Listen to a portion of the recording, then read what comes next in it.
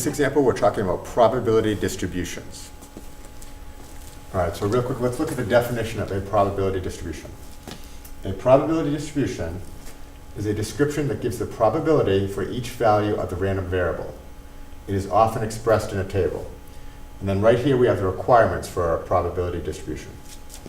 First off, we have to have a random variable x. X is typically the variable we use.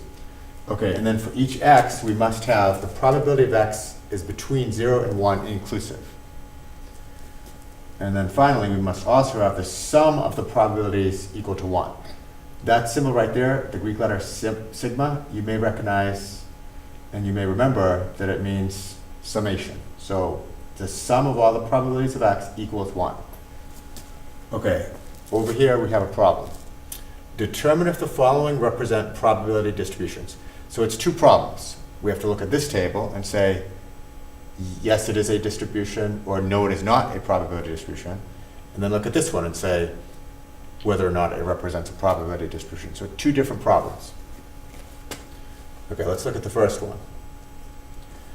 Okay, first we have a random variable x that can take the values 0, 1, or 2. And this column right here is not going to come into play. What we're going to look at is this column right here, the probability column.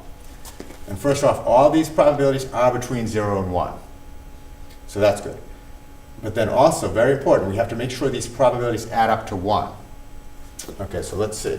0.25 plus 0.15 plus 0.6. Okay, if you add 0.25 plus 0.15, that's 0.4, and then 0.4 plus 0.6 is 1. So all the probabilities add to 1, so yes, this is a probability distribution.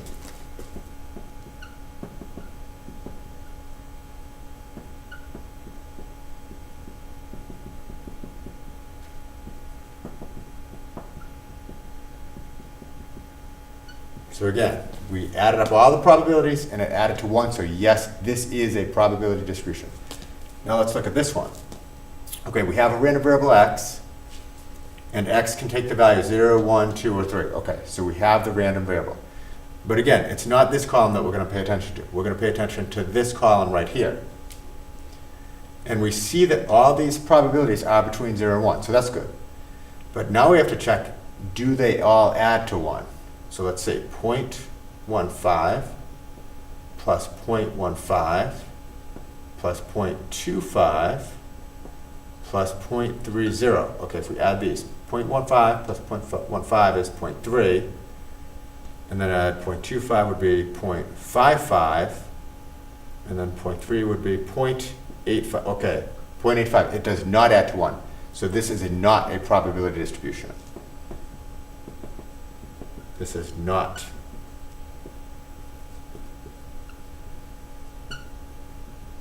a probability distribution.